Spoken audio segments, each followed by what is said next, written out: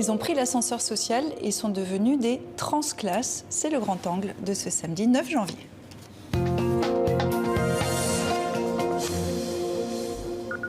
Rien ne la prédestinait à devenir directrice de plusieurs maisons de retraite. Jacqueline Gomez, bonsoir. Bonsoir. Vous êtes donc directrice de plusieurs maisons de retraite et vous êtes aussi l'une des héroïnes de Jean-Louis Saporito, réalisateur du documentaire Bonsoir. Le défi des transclasses. Bonsoir à vous deux, merci d'être sur TV5 Monde. Un transclasse, d'abord, une petite définition, c'est une personne d'origine modeste qui s'élève dans l'échelle sociale.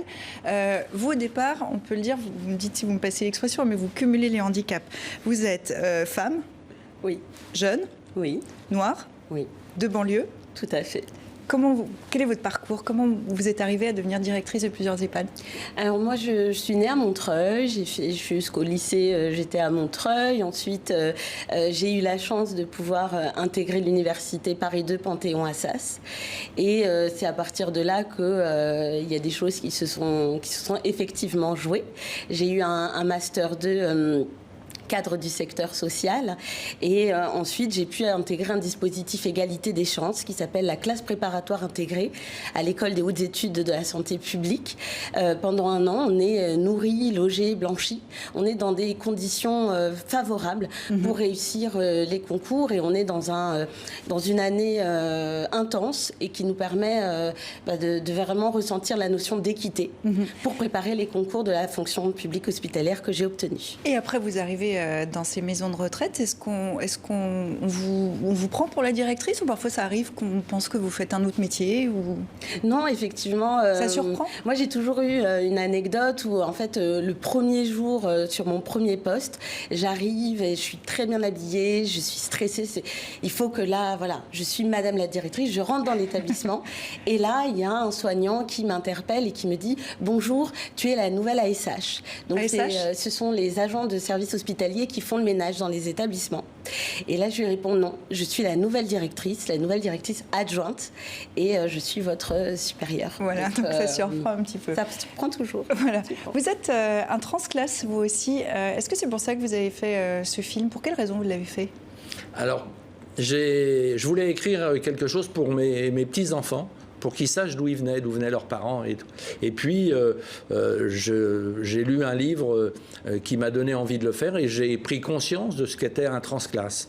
Avant, j'avais le sentiment de cette inégalité, du fait qu'on était mal à l'aise. On va essayer d'être bien précis. Vous venez d'où et comment vous vous êtes élevé dans l'échelle sociale? Alors moi, je vivais à Saint-Cloud. Dans Saint-Cloud, maintenant, c'est une ville très bourgeoise, mais il y avait le bas de Saint-Cloud, tout près de Paris. Il y avait le bas de Saint-Cloud qui était très ouvrier. Et puis, il y avait une ligne de chemin de fer. Il y a toujours une ligne de chemin de fer. Il y a le haut de Saint-Cloud. Et les gens du bas de Saint-Cloud, les enfants et même les adultes, étaient très différents. Ils étaient d'une classe très ouvrière, très modeste. Et puis, au-dessus, c'était les bourgeois. Donc, il y avait ce sentiment de ne pas appartenir au même monde. Et aujourd'hui, un sentiment de culpabilité vis-à-vis de ceux qui sont restés là où vous avez grandi? Oui, c'est surtout de culpabilité parce qu'on peut se dire pourquoi moi et pourquoi pas les autres. Qu'est-ce que j'ai de plus? Moi, j'ai des copains avec qui j'allais à l'école primaire qui n'ont pas eu cette chance-là et qui sont restés, qui vivent dans des bonnes conditions, mais beaucoup moins favorables que moi. Donc, il y a forcément une question pourquoi moi et pas les autres? Enfin, c'est injuste. Voilà. Vous aussi, c'est une question que vous posez. Vous vous dites pourquoi moi? Est-ce que vous avez un sentiment de culpabilité par rapport à votre parcours? C'est pas le sentiment qui est prégnant chez moi, la culpabilité. C'est plutôt moi, à l'inverse, je mesure la chance que j'ai eue d'arriver jusque-là.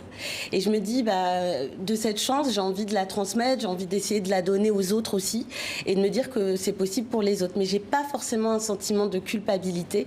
Je me dis juste qu'effectivement, j'ai eu de la chance d'être bien entourée et puis d'avoir pu avoir ces portes qui se sont ouvertes et voilà. Alors on va voir que vous n'êtes pas les seuls. On va regarder le parcours d'Ilham Gheshati. Elle a grandi à Bondy. Elle a été pilote d'hélicoptère de combat dans l'armée. Aujourd'hui, elle est instructrice dans le civil. Rencontre signée Sophie Goldstein avec Robin Monjanel et Guillaume Gouet. C'est l'histoire d'un rêve.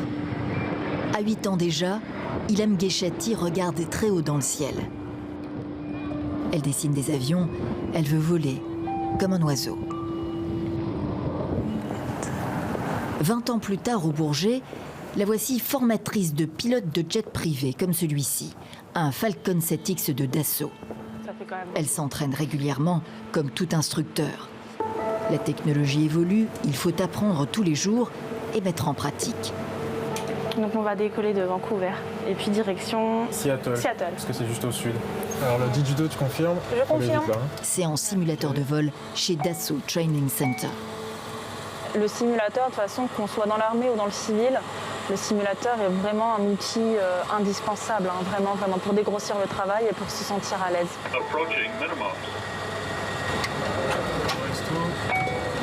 Ilham Gheshati a été formée à l'armée. C'est une ancienne pilote d'hélicoptère de combat. Un parcours singulier parti d'ici, en banlieue parisienne, à Bondy. Moi, j'ai grandi dans ce quartier-là. C'est ici que j'ai fait mon collège et mon lycée. Ses parents y habitent toujours. Coucou! Ça va? Une mère assistante maternelle, un père ouvrier, famille d'origine marocaine, modeste et aimante. Je suis un papa qui est libéral. Je n'ai jamais été dictateur. Je donne des conseils, puis à eux de décider ce qu'ils veulent. Je me dis, mais moi, j'ai pas le droit à l'erreur. Si je ne vais pas jusqu'au bout, moi, de mes rêves, il est où le respect envers les anciens? Il est où le respect envers l'éducation que mes parents m'auront donnée? Et surtout, il est où le progrès? Sciences Po, Saint-Cyr, les portes des écoles prestigieuses se sont ouvertes pour l'élève brillante. Quand elle a commencé tout au début, pour entrer dans ce domaine-là, c'est très difficile. Je n'ai pas accepté. Je ne voulais pas parce que je me suis dit, là où elle va y aller, il n'y a que des hommes. Les femmes, ils sont vraiment très, très peu. Et en plus, c'est une fille arabe. Donc, moi, oui, elle est née française, elle est née en France.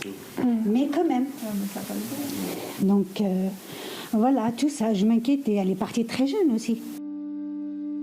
Ilham Gheshati quitte l'armée en 2017. Elle ne veut pas combattre. Mais la passion des avions reste intacte. Depuis janvier, avec d'autres, elle s'est lancée dans l'électropostale. Redonner vie aux routes de l'aéropostale, c'est le projet, à bord de petits aéronefs électriques comme celui-ci. Ambition, traverser la Méditerranée et pourquoi pas un jour l'Atlantique. Décollage plein gaz. Tu vas à fond, voilà. Et puis là, tu réduis, tu sors du rouge. Ilham Gheshati se rapproche encore de son rêve d'enfant. Voler léger, sans polluer, sans bruit, libre, comme un oiseau.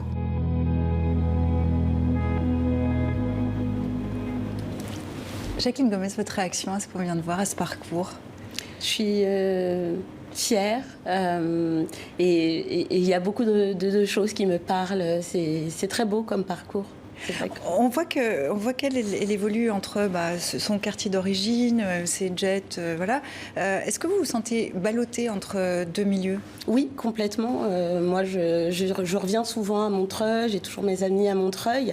Et à côté de ça, effectivement, il faut apprendre à développer aussi un réseau, un tout nouveau réseau avec des codes différents. Avec des codes et d'un milieu social différent. J'apprends, j'observe. Je ne suis pas sûre de les avoir complètement. Je pense que je ne suis pas encore... Qu'est-ce qui vous manque? Je ne sais pas.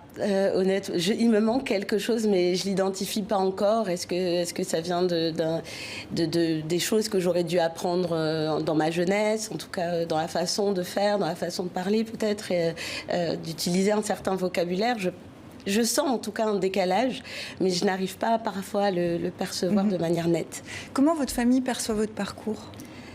J'espère qu'ils sont fiers, en tout cas ils me le disent, et au contraire ils souhaitent le meilleur pour moi et ils sont très fiers. Voilà, c'est le sentiment qui est prégnant et ils m'encouragent à chaque fois pour aller plus loin et dans tous mes projets. J'ai beaucoup de soutien. On parlait des codes, c'est très intéressant parce que ces codes s'apprennent. Ça pose la question de l'égalité des chances. En France, on dit que l'école de la République est la même pour tous, va emmener tout le monde. Voilà. Est-ce que c'est un mythe, cette égalité des chances en France? Alors oui, moi je pense que l'école est très importante, c'est ce qui peut permettre d'avancer, mais l'égalité des chances, je crois, est totalement un mythe parce que les gens ne croient pas à la possibilité de le faire. Ils pensent que tous les rêves ne sont pas permis et qu'il faut qu'ils soient dans leurs rêves qu'ils gardent un peu leur quant à soi de façon à ce que tout n'est pas autorisé et que il faut qu'ils restent dans leur classe d'origine. Et c'est très fort. Et je pense que peu de gens pensent que c'est possible d'accéder à un statut supérieur, comme Jacqueline et tout. Donc ils pensent qu'ils sont illégitimes pour pouvoir changer, de faire autre chose. Sentiment d'imposture ? Exactement, moi je pense qu'il y a l'illégitimité, c'est l'imposture, c'est ne pas croire en soi, de dire que c'est pas fait pour soi, et donc on n'essaye pas.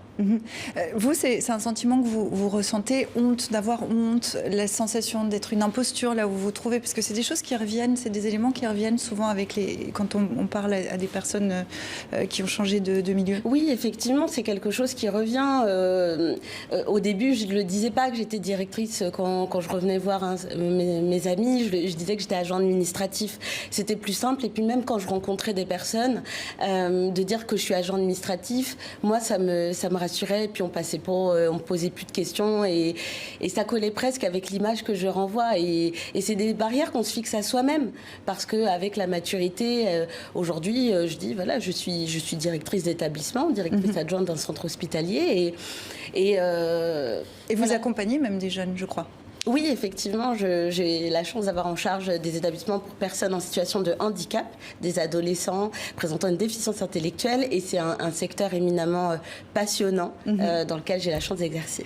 Pour conclure vraiment d'un mot, Jean-Louis Saporito, la lutte des classes continue ? Ah ben oui, bien sûr, bien sûr, il faut les gens qui n'ont pas la chance d'être dans un milieu favorisé ont du mal, et les classes sociales s'héritent d'une génération à l'autre. Et je crois que Bourdieu en avait parlé largement. Voilà, exactement. Je pense qu'on va lui rendre hommage. Merci beaucoup d'être venu nous voir pour parler des transclasses.